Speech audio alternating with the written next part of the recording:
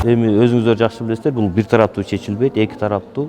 Тилекке каршы биздин кошуналарыбыз, тажик тууган кошуналарыбыз буга кызыктар болбой атат. Эң негизги оңой чечүү жолу бул эки президенттер арасында сүйлөшүү. Себеби Тажик мамлекети республикасы бул президенттик башкаруу. Ал жерде бардык маселе президентке тийиштүү, президент чечет. Ошон үчүн биз президентибизден да суранып атабыз, өкмөткө да талаптарды коюп атабыз. Ошол эки президенттердин баягы сүйлөшүүлөрдүн негизинде бул маселени чечсе болот, мүмкүнчүлүк бар.